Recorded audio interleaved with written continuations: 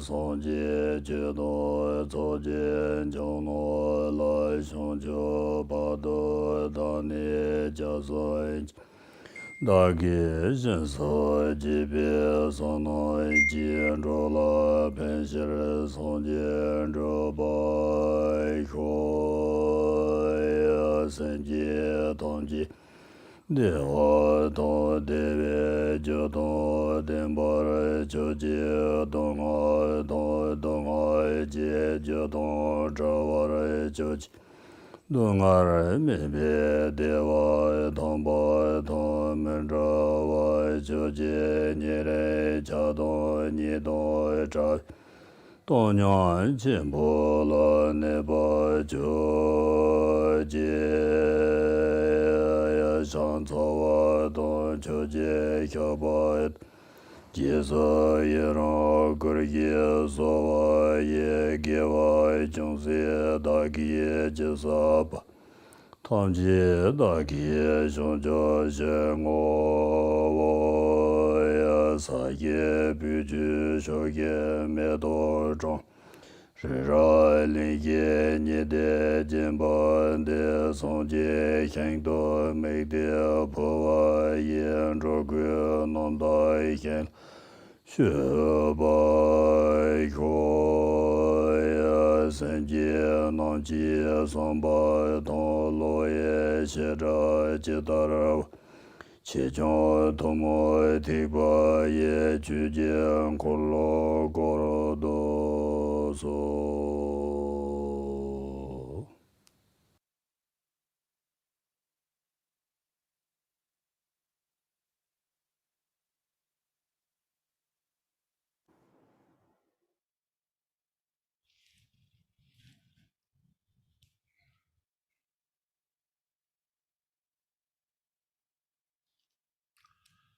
Nammo Alai Gedan Ludan Nijin Ge Chubum Tadan Mi Genam Tang Drua Kunjidaki Je Zambar Tamje Gedodagi Chuten To Daja Ki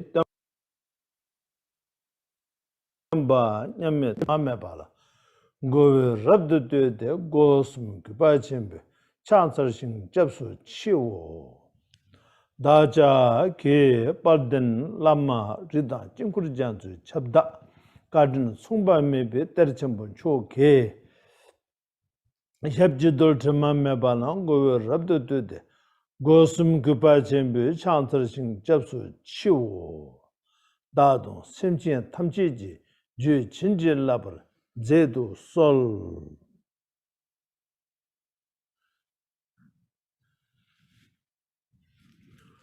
원나 남가단 냠베 심진 담잔 남메바양 타버 조베 산지주 공파르 버체라 거버 차 대이 체도 달람 담베 추사몬 체발라 추님베 꿀혼다 군전 남버다베 센서 텔라 강선버세베 추네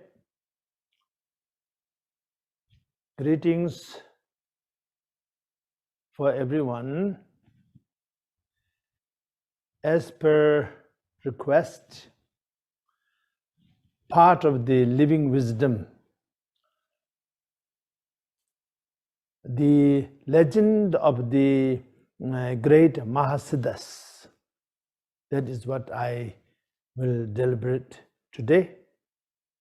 And in this subject, legend of the Mahasiddha, the great Mahasiddha, each one of these have significance.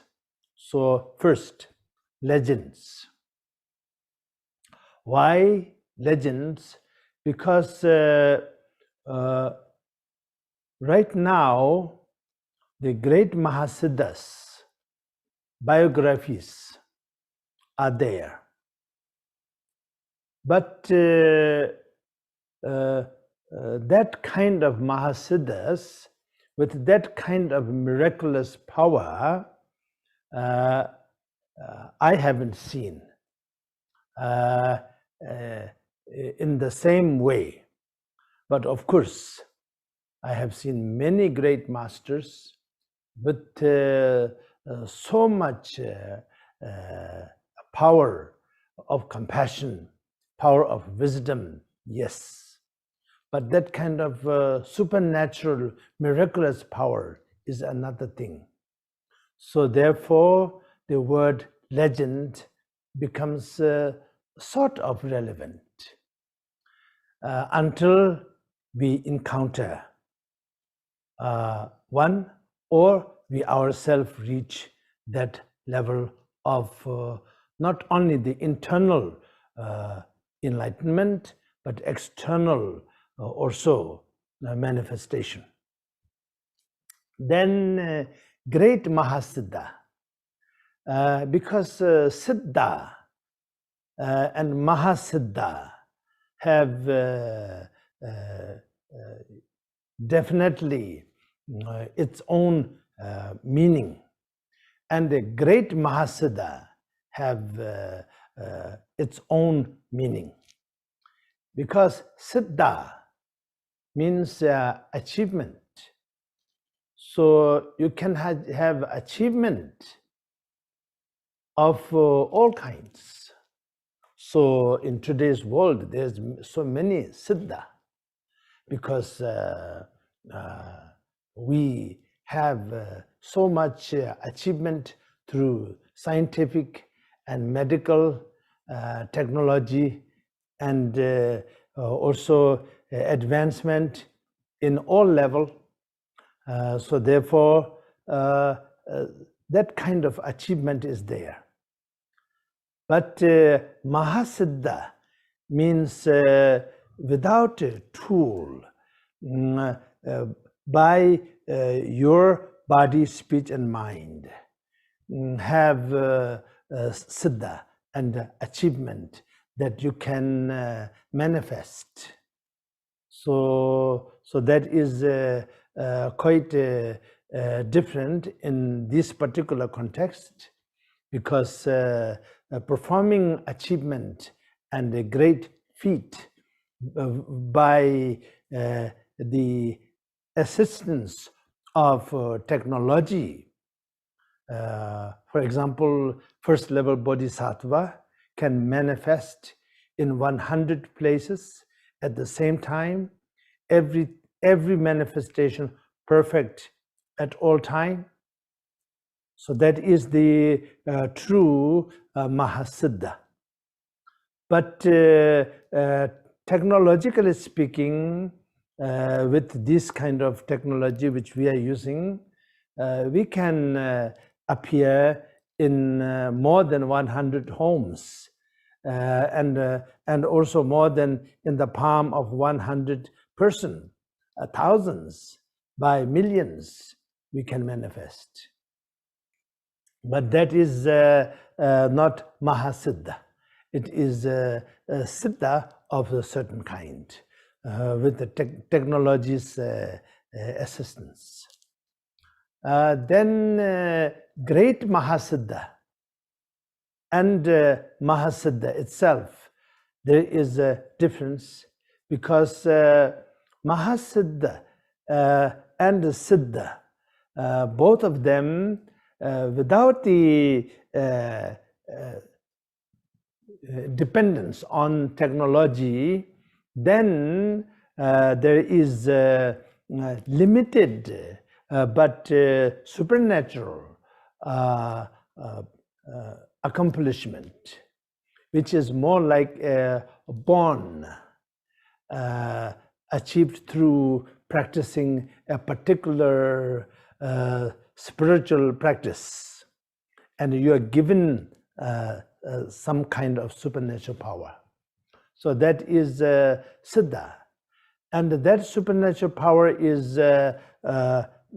less to do with selfishness, less to do with ego, less to do with attachment and pride and anger and jealousy. Then it will be Mahasiddha. But then, with no limitation at all, will be great Mahasiddha. Not one siddha, not two siddha, not three siddha, but Actually, there's 8 of them, but to save the time, we will not go into it. But anyway, this kind of siddhi is not a great Mahasiddha, because there is limitation. And if it is a born given to you, then it also can be taken away. So it is not that secure, and because it is not deep.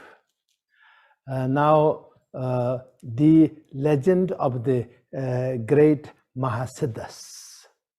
Now, in Tibetan language, Drupchen, Drupachembo, Drupchen, and Ngutup, and Drupa. So, Ngutup is like given, like a born. But literally speaking, but this word can be used for also other higher context. But actually, Ngutup means Ngutup given, and then Ngutup Nyepa. Nyepa means you become accomplishment, like a Mahasiddha. And then Choge, Ngutup or Choge, Trupa, Thopa. Thopa means become. It is not getting from somewhere outside. That will be limited. But you become, then it will be unconditional and limitless, and it has to be non-dualistic.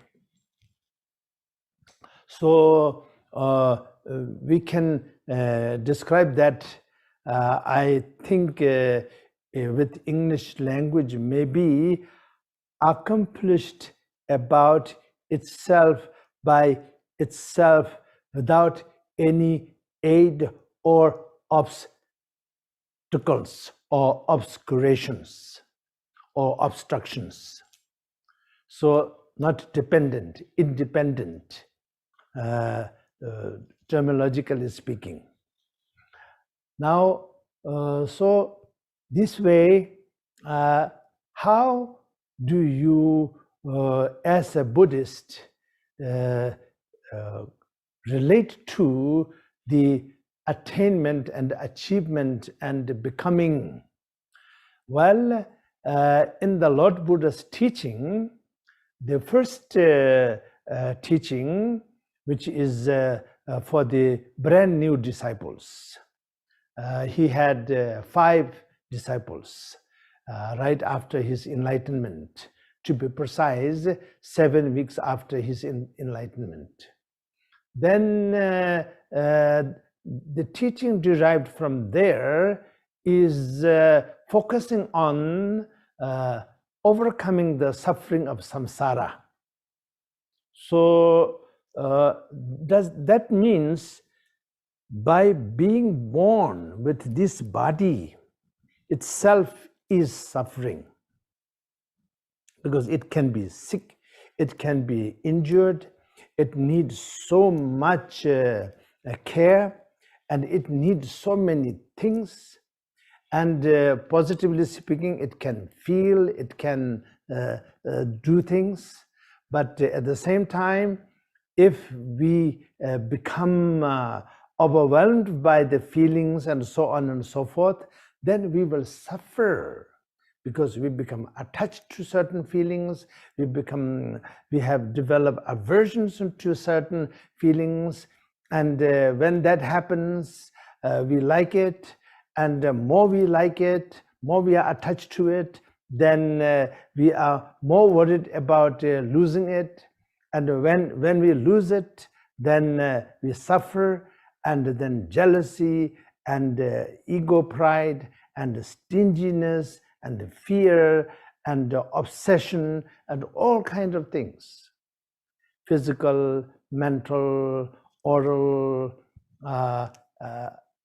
let's say, capacity that we have to exercise.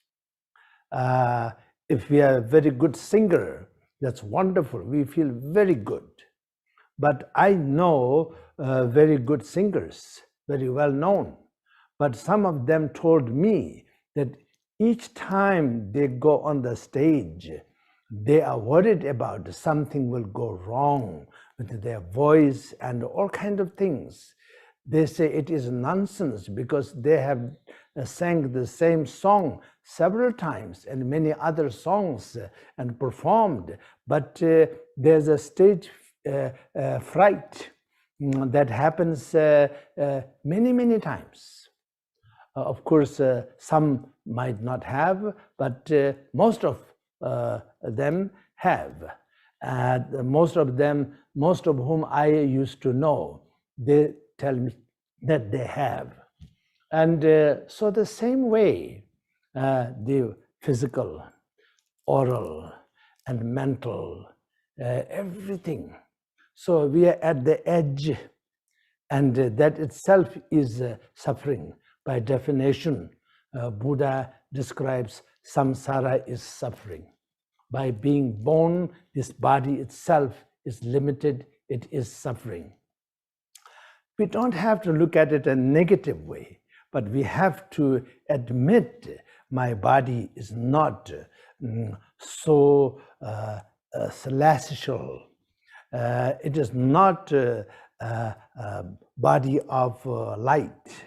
It is body of flesh, blood, and bone, covered with the skin. We have to use very good quality products on our skin. Otherwise, skin disease can happen, and aging can happen. All kinds of things. It happens. So that way, the first teaching is to help us overcome all aspects of suffering by overcoming the cause and conditions of those suffering. As a result of that, when we are zero with the cause and conditions of the suffering, then the suffering itself, the ignorance, attachment, aversion, and then jealousy and pride. So when we overcome all of these, fear is in fact more of a outcome. So all of that, then we reach the state of zero. So the cessation of cause and conditions and the seat of all of the suffering, then we reach the nirvana, which is total state of peace and tranquility. And of course, you can experience it. I can experience it.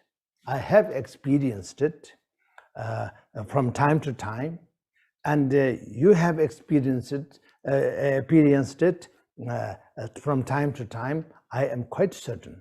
But our experience is not realization, because experience comes and goes. Realization stays.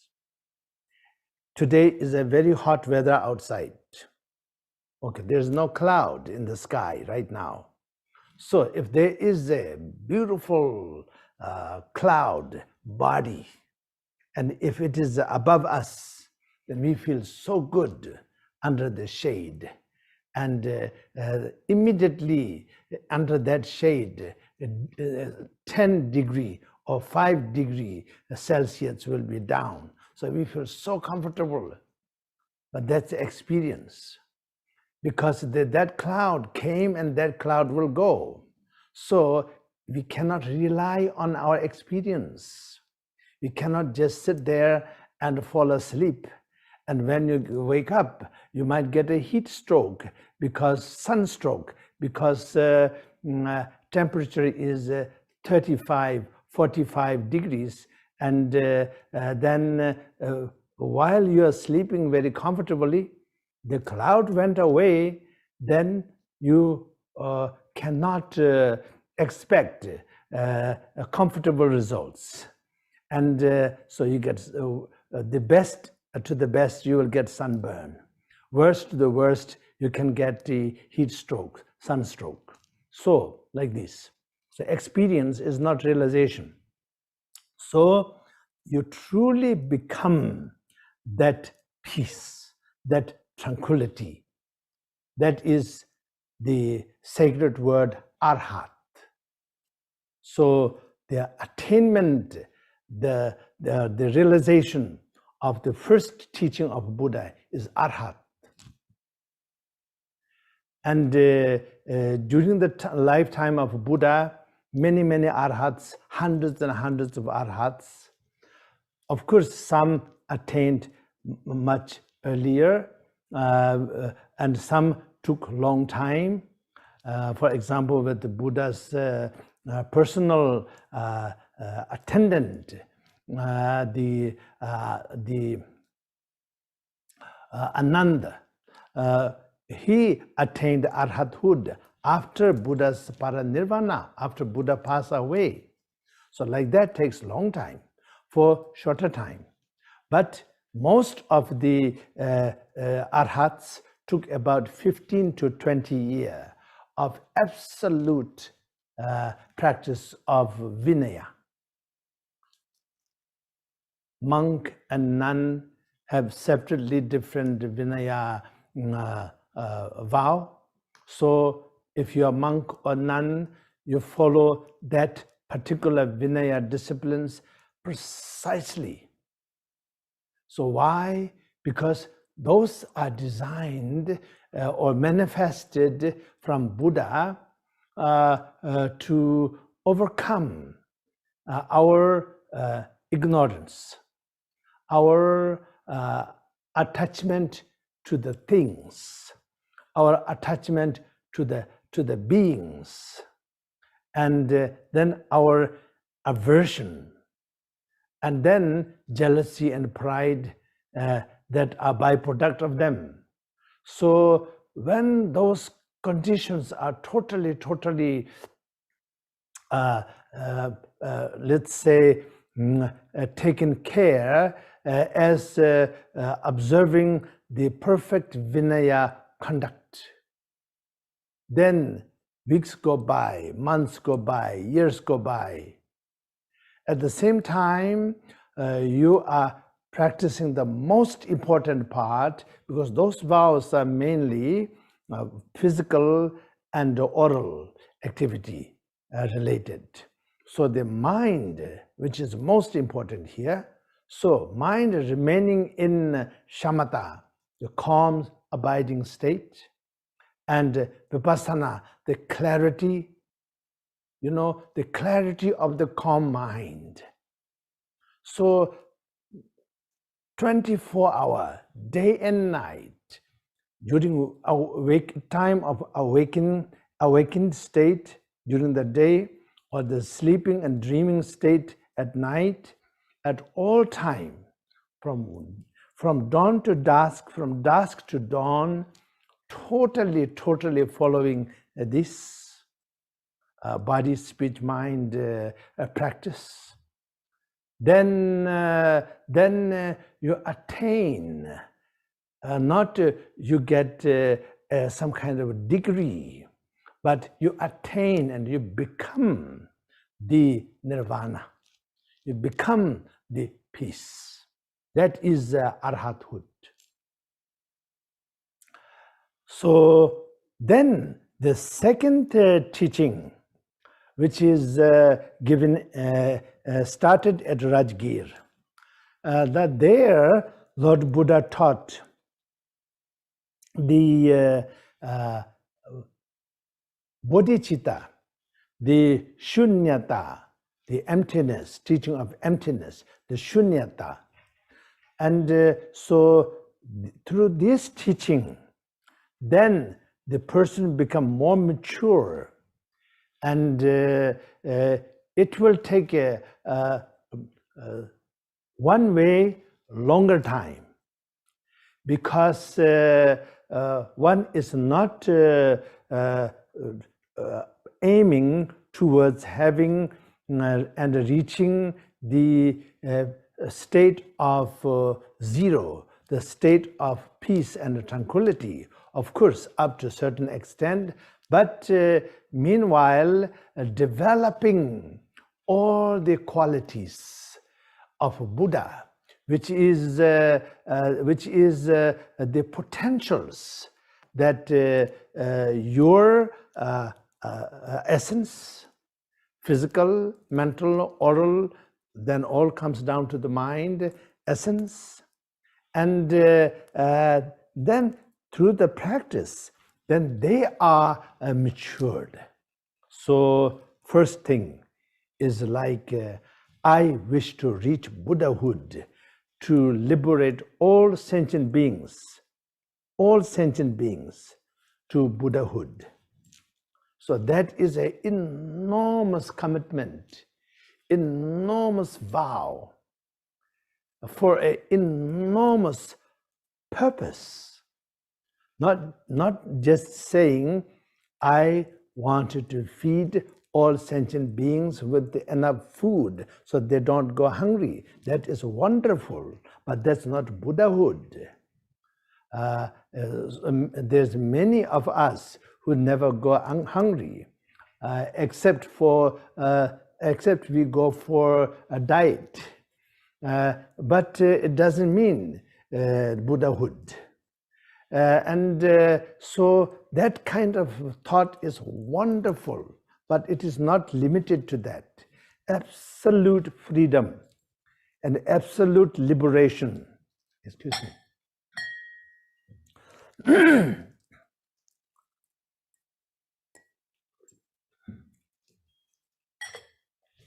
So outcome of that is then there's a 5 path, 10 bhumi, so I will not go into this, but because of the timing, but you become what you motivated to become, what you committed yourself to become. And for that, we take bodhisattva vow. Like the first teaching, we take lay upasaka vow. The monk and nun, bhikshu and bhikshuni vow. There's many levels, but that will be the highest. And then practice accordingly. Then you reach the arhathood. But here, you take the bodhisattva vow. First as an aspiration, then as an actual practice bodhisattva vow. There, you're round the clock, 24/7, 365 days, and in circle, and life after life, century after century, life after life. So this way, then you gradually become Buddha, but to benefit all sentient beings to reach Buddhahood. So that is what we call Bodhisattvahood. Earlier, I just mentioned one of the many qualities of first level Bodhisattva, that is physical manifestation. Limited, but not limited as we are or I am. I cannot manifest in one place at one time perfectly, not even for 1 hour. Ultimately perfect for not even 1 minute. Then that bodhisattva gradually. So if I give you superficial number, so second level bodhisattva, 100 times more limitless than the first level. That means 10,000 manifestation. Third level bodhisattva, 1 million manifestation. And so on and so forth. You will go like these 10 folds until, 100 fold until 10th level bodhisattva. And then more. But that is a realization of the bodhisattvahood.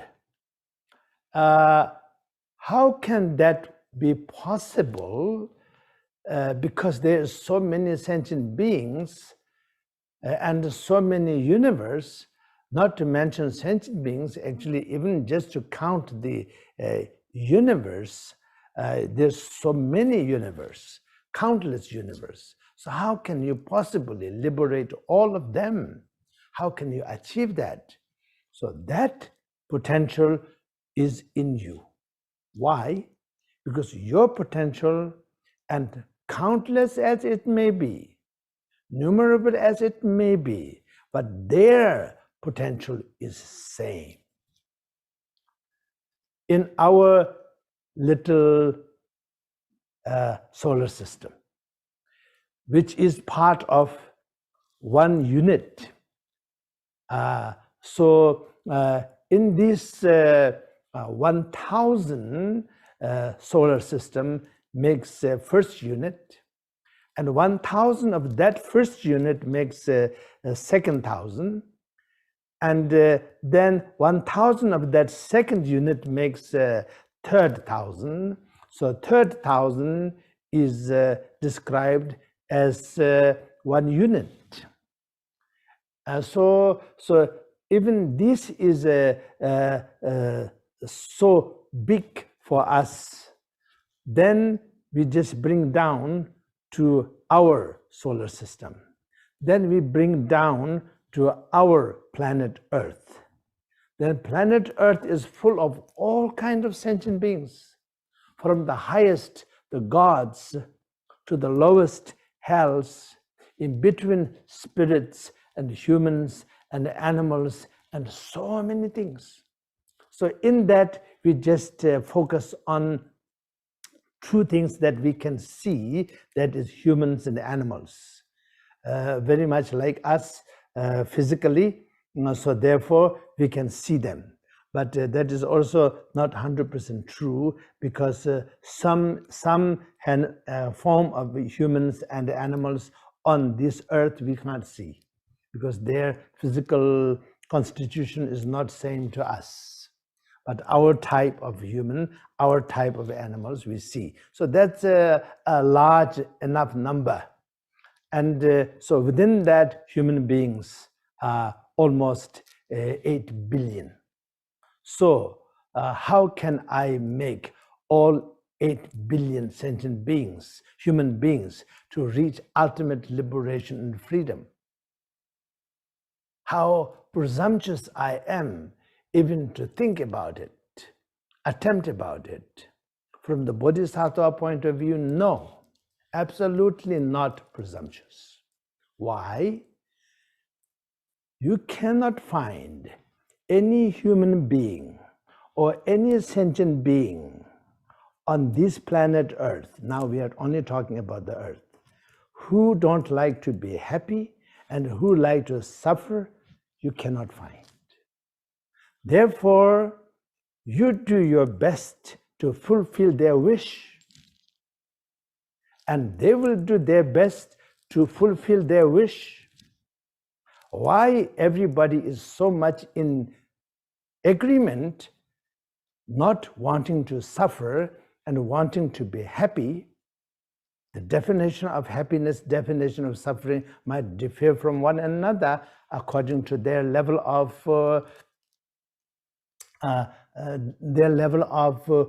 cause and conditions that they involve in their past and which manifests presently. It might differ, but their definition of happiness, their definition of suffering is good enough for us to right now identify ourselves with.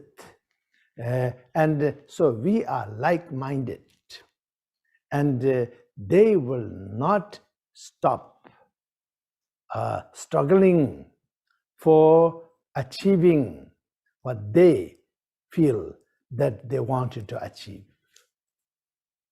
Sometimes it is with lots of struggle, sometimes just to relax and let everything fall apart, and they feel good about it. But one way or another, but then it will keep on changing until the true freedom, true liberation is achieved. So this can be misunderstood very easily, because if we say, I pray that may I assist all sentient beings to become Buddha, and then that can be misunderstood very easily, saying that I wish I can make all sentient beings Buddhist. You know, that is totally upside down.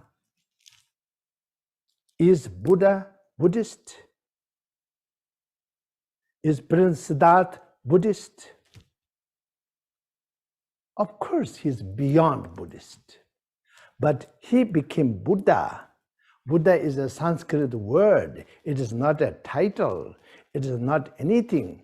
It is describing one who is totally free from all that obscures his or her potential, and one who developed totally and awakened totally his or her ultimate potential. And that is Buddha. And so that's a Sanskrit word. It means fully awakened, fully developed, or fully mature. That's what it means. So that is the Mahayana's way, the Bodhisattva's way, and some Bodhisattvas, such as Avalokiteshvara, take vow not to attain enlightenment until last sentient being attain enlightenment. And then the great Mother Tara, the green Tara and white Tara and the 21 Tara manifestation manifest, and their vow is, you, the Avalokiteshvara, manifest for all sentient beings as a father, to help them to be free from all aspects of suffering.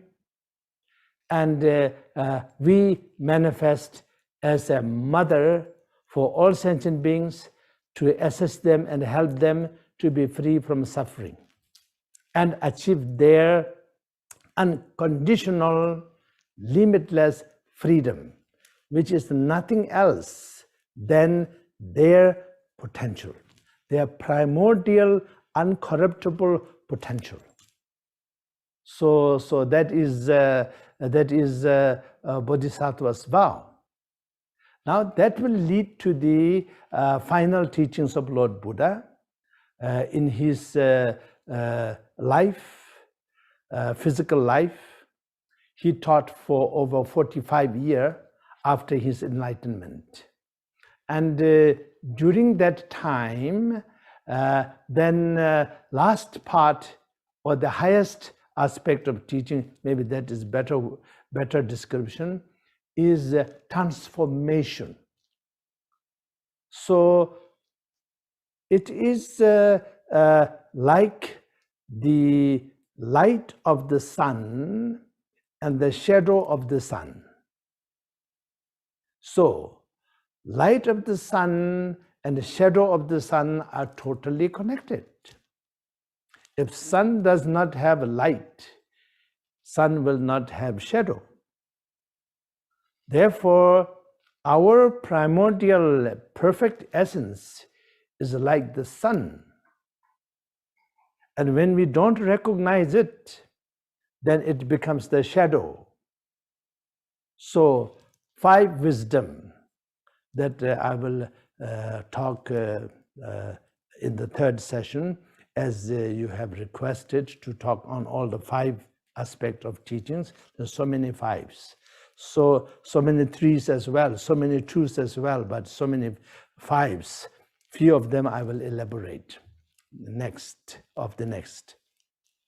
So there, the 5 defilement is the absence of the recognition of the 5 wisdom.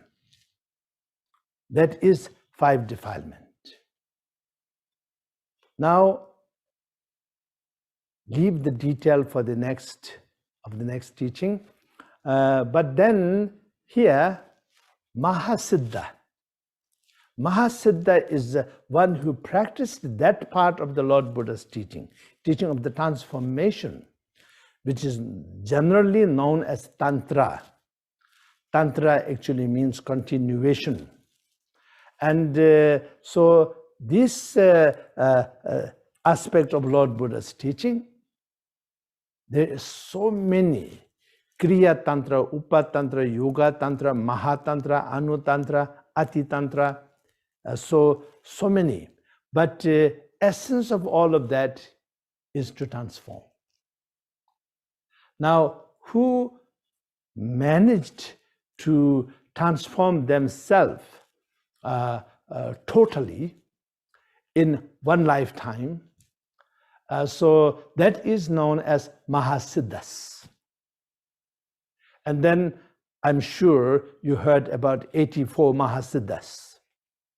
So it doesn't mean in Buddha's lineage, past 2,600 years, there's only 84 Mahasiddha. It doesn't mean that. But 84 Mahasiddha was one particular group of Mahasiddha. We are sorry for using that word. They are not traveling around as a group, but it happened that way at one time. So therefore it is 84 Mahasiddha. How did it happen? The Bodh Gaya, where the Prince Siddhartha attained Buddhahood. That Bodh Gaya, the sacred place of Bodh Gaya, is not just a stupa where people do pilgrimage only. It was an enormous learning center. Perhaps not as big as Nalanda or Bikramshil or Takshil, not as big as them, but it was very, very significant and a very sacred place. And there was a huge number of monks and nuns studying. And there was a great enlightened masters and great learned Mahapandits. So Mahapandits and Mahasiddha, they are two things, but some Mahapandits are Mahasiddha also. Like Nagarjuna of Nalanda is Mahapandit as well as Mahasiddha. As His Holiness Dalai Lama describes 17 Mahapandits and Mahasiddhas of the Nalanda is the source of all the teachings of Lord Buddha. Not only the intellectual, but also sacred practice. Not only sacred practice and rituals, but also intellectuals and teachings, and then investigating into the subject thoroughly. That. Similarly, in Bodh Gaya, there was a great master, Mahapandit and Mahasiddha, known as Dorje Denpa. Dorje Den means Bodh Gaya. So Dorje Denpa. So this great Mahasiddha Dorje Denpa, he in part of his practice, he performed a Gana Chakra. That is a sacred, let's say, yogic feast. And in that sacred yogic tantric divine feast, then all the Mahasiddhas were invited, maybe the right word perhaps, but it sounds like you send them invitation cards. It's not like that, invoked. And how many came there? That time was 84 Mahasiddhas. So 84 Mahasiddhas, the biography of each one of them is enormous. But just give you some idea. The first one is Luhipa. Second one is Lilapa. Third one is Virupa. Fourth one is Ndombipa, for example. And then from there onward up to 84. So 82nd is Lakshikara. 83rd is Samudra Mahasiddha. And 84th is Bialipa. So these are the 84 Mahasiddhas.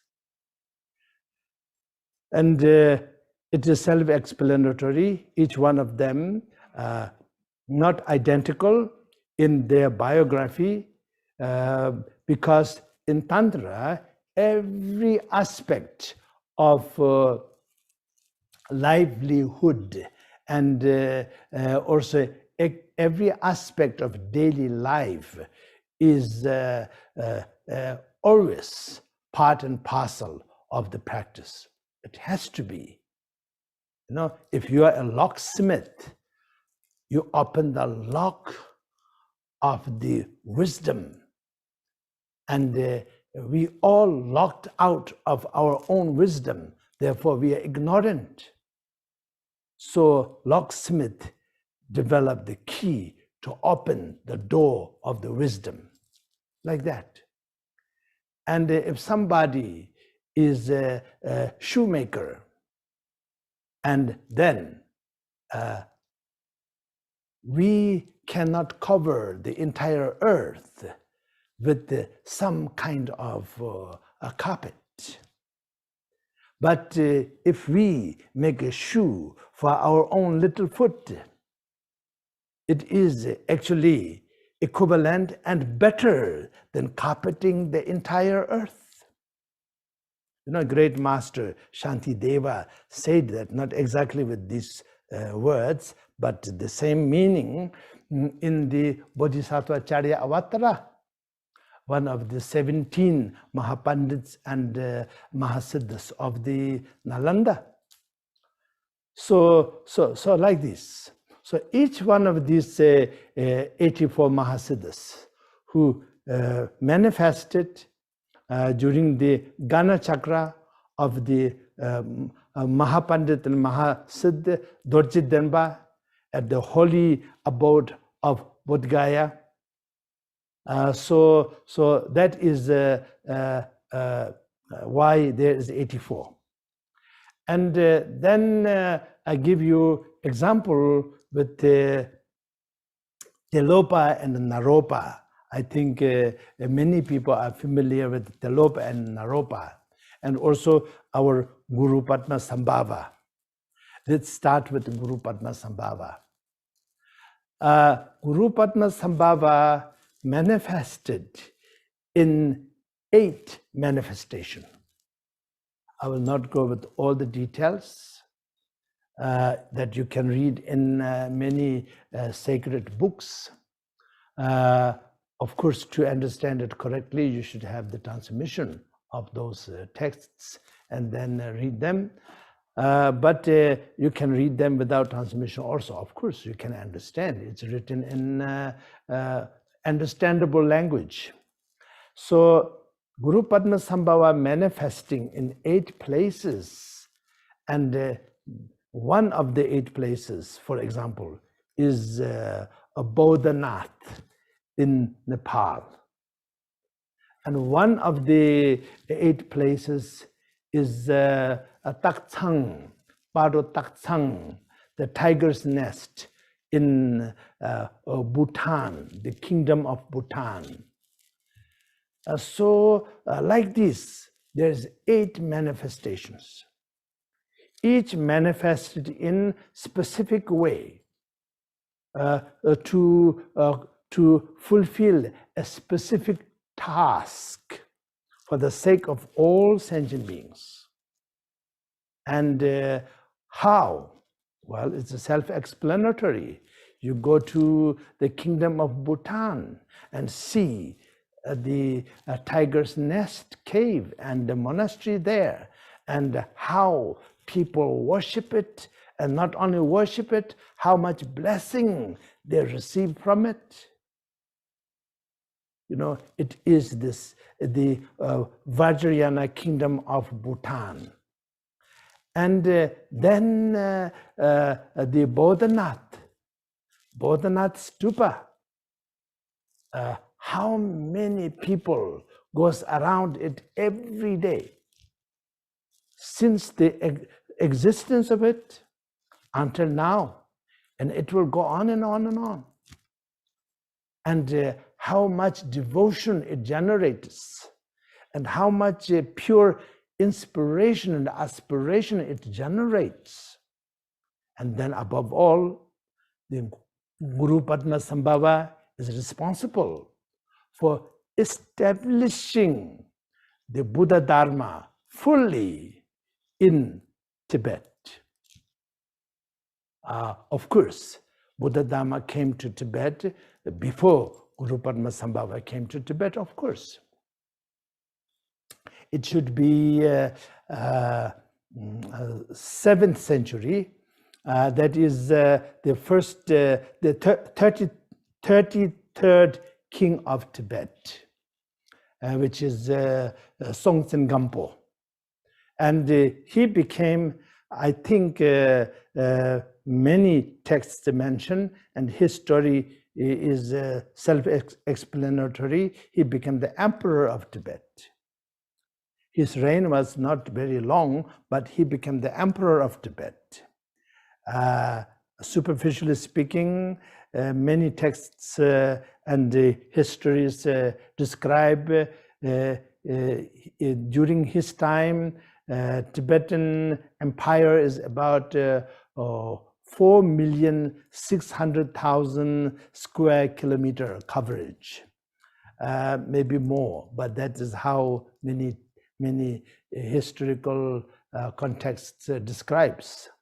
So, for example, during his time, of course, many of the translations already started. And coming of the Dharma started a long time back. But the true translation and the teaching and everything started during the time of King Songtsen Gampo. Through his queens, Hunsen Kongjo and the Palza Chichen. Then the Buddha's image and relic and so many things brought to Tibet. And Tibetan writing, the Tibetan writing is always there, but that was specially based on Sanskrit and grammar and Sanskrit alphabet, and anything which is not conducive to Tibetan words, then few alphabets are added, and few are taken out. Other than that, it is based on Sanskrit. And then the grammar is copied from the Sanskrit, and that way it was perfect for translating the sacred Dharma.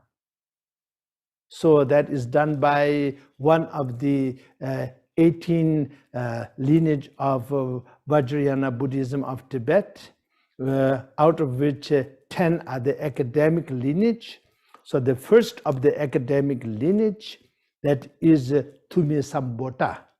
He's not just a genius, he's enlightened Mahasiddha himself. And as a result of that, in his lifetime, in short span of time, he created the entire system of writing, grammar, everything. And so that through that, the entire teachings are translated, of course. Then now, from the time of, I like to share with you this particular aspect of his work. Actually, the great king Songtsen Gampo wrote quite few volumes of sacred texts. out of them, one set is called Manikampum. It's about Om Mani Padme Hum, but not only the mantra, so much. It is a huge volumes. So in this, he gave 8 example or 8 advice. It is about impermanent, and also everything is being an illusion. So he based this teaching on Lord Buddha's teaching, one sutra called Tingenzin Jalpo. Translated, I think original Sanskrit terminology is Samadhi Raja Sutra. So out of which he took this out and put it in his work as advice. Shaldam. Shaldam means advice. So body is just like a illusory creation. Because body is body manifest out of the coming together of elements, and 5 elements: earth, water, fire, air, space. And therefore, as it came together itself is just an illusion, because so many things came together and it fall apart. So it does not last. It is impermanent.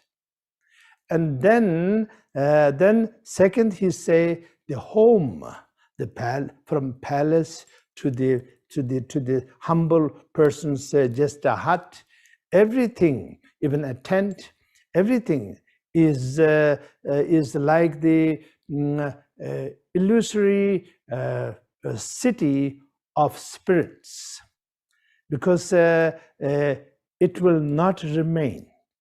It will fall apart. It will come to an end. It can be destructed. For example, when we make offerings to the altar, or when we keep a pot full of water, then after we finish the water, we put a cover on the pot, and we put the offering bowls on the side, so we just don't leave it open. Then the spirit's city can be developed there, and then as you fill it with water or offering next day, you destroy you devastate the entire city. So that is one of our habit, but it have a base. So the King Songtsen Gampo say, this is how our homes are. And then next is all of our relatives and friends, and if you are a guru, all the disciples, and if you are a disciple guru and everything, it is just like a dream. Soon as you wake up, it's not there. So as soon as we die, all of these things will be definitely not there for us. But we don't even have to die, because somebody come together means separate. So like myself, my father no more, my mother no more, so many no more, and my Guru Vajradhara passed away in 1981, like that. So of course, all the Buddhas and Bodhisattvas, including my Guru Vajradhara, all in my heart, of course, but physically gone. So it's just like a dream. That's what the king says. And then all the wealth is just like a magical magic, because you perform magic, and then after that, it's gone. You cannot make a magic castle and then have it as a castle for thousands of years or hundreds of years. No. So it is gone. then all the existence is just like the reflection of the moon in the water, because it is there, you can see, but it is not there at the same time. Moon is up there, not down here. And it is reflection of all the causes and conditions. Then the sixth is the king advised about the fame. Fame is like an echo. So soon as echo started, then it disappears. So fame come and fame go. So like this. And then the king says that food and beverage, which we need to sustain ourselves, is like the mirage. The mirage always there, but you cannot be fulfilled, because all our life we have been eating, we have been drinking every day, breakfast, lunch, dinner, again breakfast, lunch, dinner, in between supper and tidbits here and there, and then we're never satisfied. So it is like a mirage. In the desert, the wildlife get thirsty because of the hot sun. Then they look for water, they see the mirage, they go and go after it, and they never get the water, but they see the water like this. We keep on drinking, we keep on eating all our life, but never get totally satisfied. And so like this. And then finally he say, sentient beings are like space. There is no end. So sentient beings are like space. It is innumerable, and it cannot be counted. We count the humans on earth.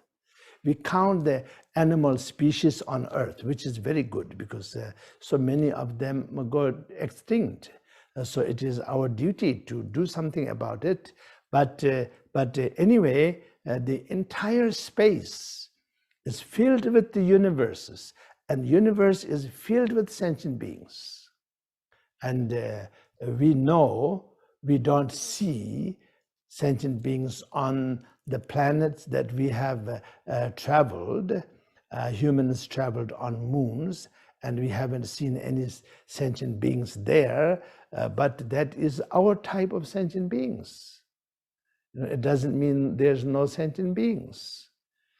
Every universe, every planet is full of sentient beings. Our body itself is full of sentient beings. From hair to toenail, it is full of sentient beings. We don't have one smallest space in our body where isn't a number of sentient beings. And so this way, the King Songtsen Gampo's teaching about everything as being an illusion. So what he's saying is, don't get attached and don't grasp on anything. Of course, you should do your best to make best out of everything, but don't get obsessed about anything, because everything is impermanent. And don't make bad karmas to maintain the illusion.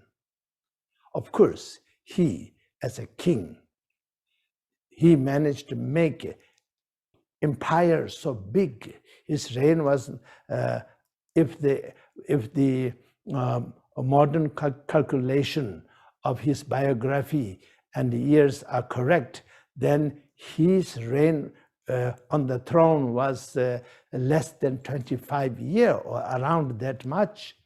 And so much he has achieved, of course. But then he is not holding on to it. in an obsessive and neurotic manner. That's why he wrote these texts for us to learn. So he is one example of Mahasiddha. Excuse me. And then now back to Guru Rinpoche. Then Guru Rinpoche brought the Dharma and established in Tibet during the time of King Chisong Detsen. And the Bodhisattva Shantarakshita, the great abbot, and the King Chisong Detsen invited Guru Rinpoche because Bodhisattva Shantarakshita advised the king. And upon arrival of Guru Rinpoche, then he tamed entire Tibetan environment and Tibetan spirits and gods and then humans. And it took both the Bodhisattva Shantarakshita, the abbot, and King, the Emperor Chisong Detsen to invite Guru Rinpoche to establish fully. So Guru Rinpoche is a manifestation of Avalokiteshvara, and so that is one example of Mahasiddha. Another example is a Telopa. Another example is a Naropa. So Telopa, he was born in Chetgaon. Right now, I think it is in Bangladesh, Chetgaon. And then that was year 988. And so first he became monk, and his name was, he was given the name Pragya Bhadra.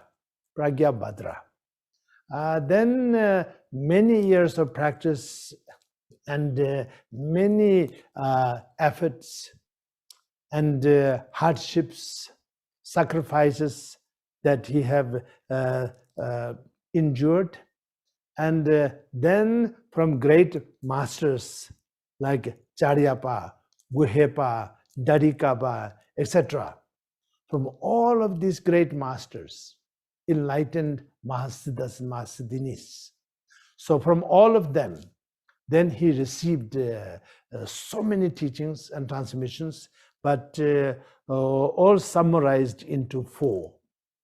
And then, of course, the Sanskrit origin is very profound and precise, but superficially speaking, first Mahamudra, second Chandali, third Dyotiskara, fourth Shakarita Yoga.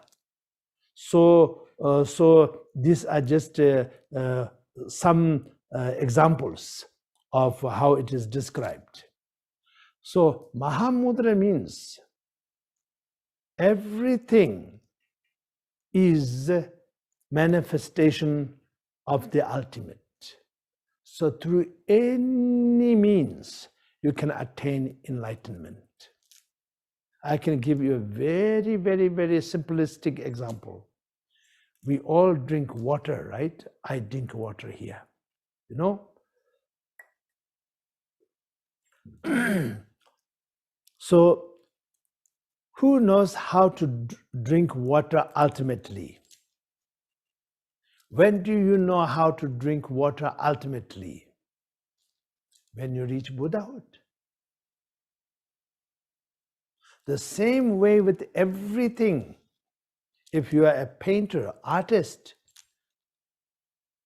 when will you know how to paint perfect, how to create a perfect art, perfect, ultimate art that you can attain when you reach when you become Mahasiddha, the great Mahasiddha of painting. So that way, when you see the Mahasiddhas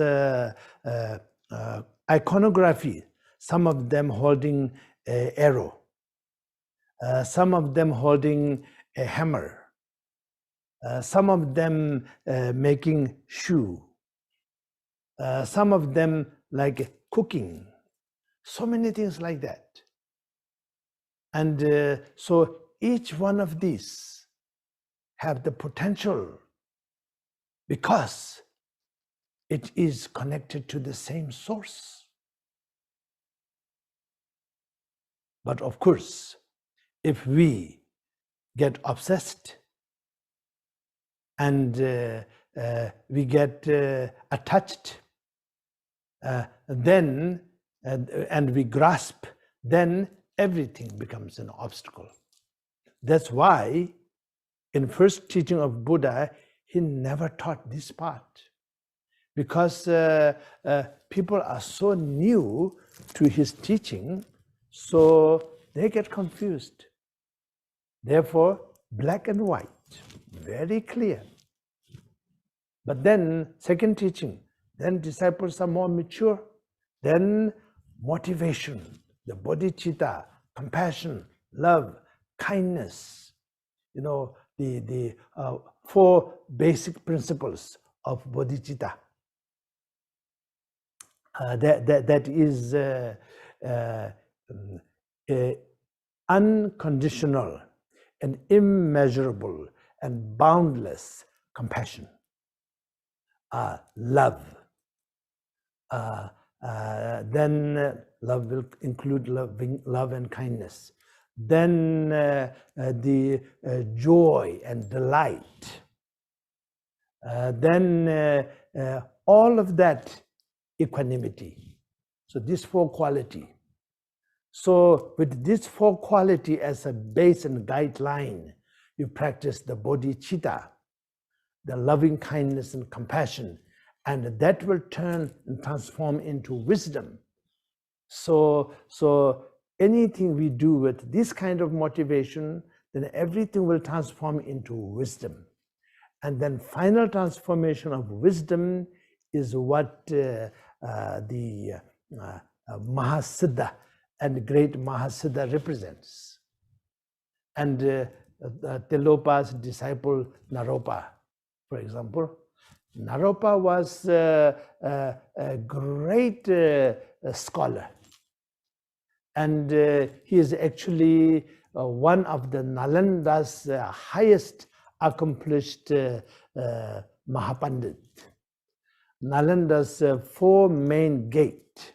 So he is in charge of the north gate, and he protects Nalanda in the north gate. But how do he protect?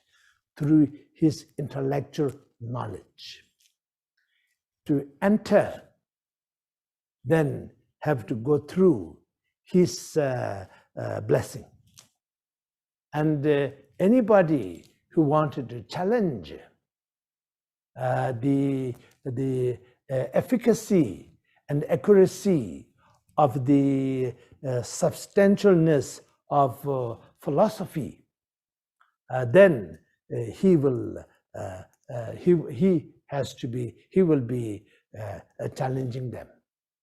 And there is no way for anybody to intellectually overcome his knowledge and his wisdom. So he was like that. But then he heard the name and the great, let's say, realization of Tilopa. Then he left Nalanda position, and he went to look for Tilopa. And in search of Tilopa, he went through 12 minor but very serious task.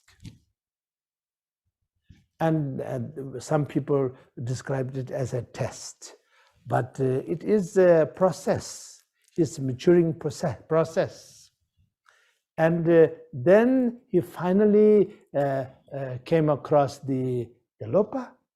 And after seeing the Tilopa, receiving the teachings on this way, then until he received the final transmission, he had to go through, and he went through 12 great, severe tasks. You can say test if you like. And then finally, he attained the enlightenment. So this is exactly like all the other 84 Mahasiddhas in the name of that particular biography set, and many, many others. And in Tibet, you know, the great Marpa Lotsawa, the great Milarepa. I think Milarepa and Marpa Lotsawa, many people know. So they are example of Mahasiddha. But in Tibet, so many Mahasiddha. In Tibet, there is 8 practice lineage of Vajrayana Buddhism and 10 academic lineage of Vajrayana Buddhism. Each one of them have enormous amount of Mahasiddhas. The lineage of each one of them are continued from those Mahasiddhas. Then 10 academic lineage also, each one of them involved with a great Mahapandit and Mahasiddhas. Now, I mentioned a lot about Mahasiddha, and this much is enough. So let's just focus on one very simple aspect of practice. Because why you asked me to talk about Mahasiddhas is not just try to give you some list of biographies to read, legends, not that. How can we practice it right here? How can we right now practice it right here? Okay. So, first of all, you look at yourself. We are looking at everybody. We have done enough of that. But you look at yourself, by yourself. Now subject and object become one. At the beginning it's difficult, but don't try to make some kind of mental loop in order to see yourself. Just remain there and see yourself. Then you see problems, your suffering, your fear, your dissatisfaction. You feel that injustice, so many things, and also hopelessness. And look at them deeper and deeper. Then just as the great Emperor Songtsen Gampo have mentioned, just like a magical illusion. It's there long as you hold on to it, but as soon as you look into it, it transforms. Long as you wanted to push it away and you wanted to brainwash yourself, this is not happening to me. No. Nothing is happening to me, nothing is happening to you ultimately. But everything is happening to you, everything is happening to me relatively. First step is have to look at it. And positive aspect, appreciate. But don't hold on to it. And negative aspect, then you look at the cause and conditions of it. Anything happening to me have everything to do with me in this life, or if I cannot find any cause and condition in this life, then it definitely has to be in the past life. Have to be. Nothing happens without cause and condition, isn't it? So that way you see everything is just manifestation of its cause and conditions. Once you see this, then you have motivations to do something about it, because you see hopefulness. A person who look at your life, or one's own life or one's own situation, you will never be hopeless person. You will be a hopeful person, full of hope, full of enthusiasm, and full of positiveness. Because when you have self-esteem, you are positive. Of course, sometimes we think we have to have a self-esteem, then we try to boost ourselves to look like something, look like a person with self-esteem, but it's not self-esteem. Self-esteem truly comes when you see your good part, and also side by side you see your negative part, and you see why, and why will go forever, but don't get obsessed about why forever. But right there, if some rock fall onto my head, I know why, because I threw it up, isn't it?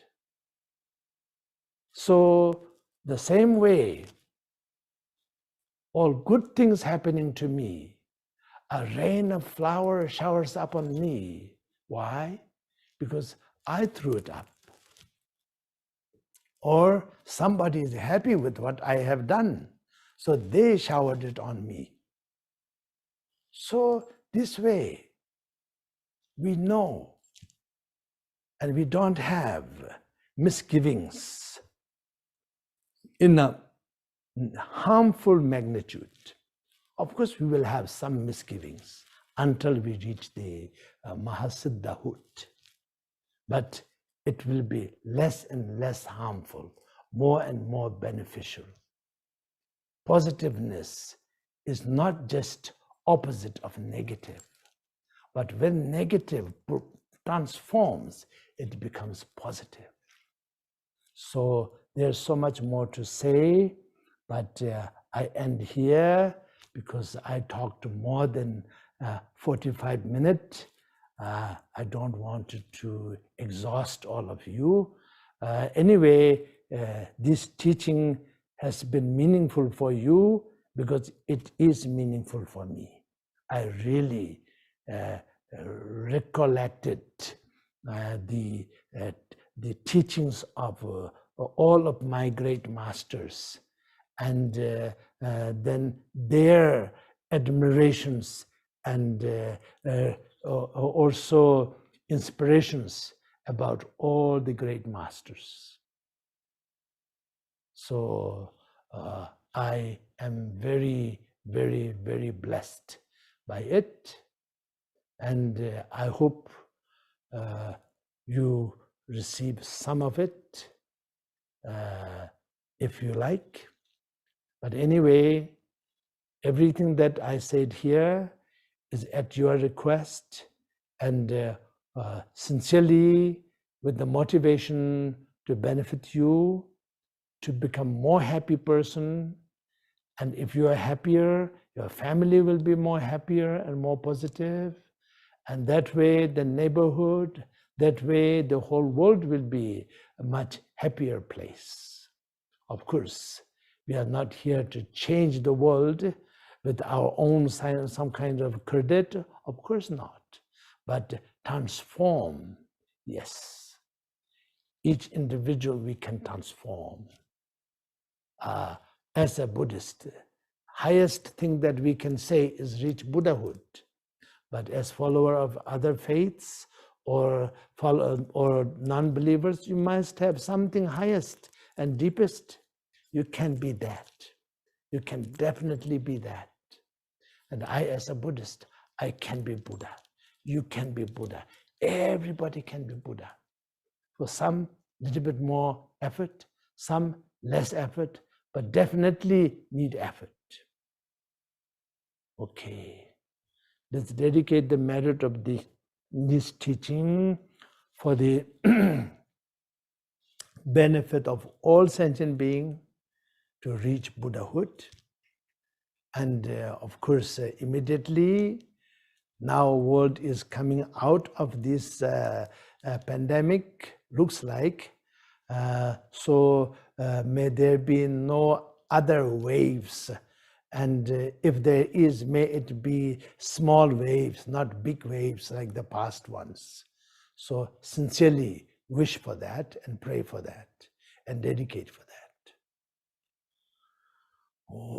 Sunam de tamje zigbani tamne nyebe danam pamje ne chegan nanche balap trupaye sibian sole Dowa dowa shon jambalapa chitar chemba dang kundu zangbo teyang tejinde tada kunje jeso dalubji gewande datamje rabtu ho jina dewa choso pendien namka chabarjo duna donghar dagi kur korwa donghar je jamso tongbarisho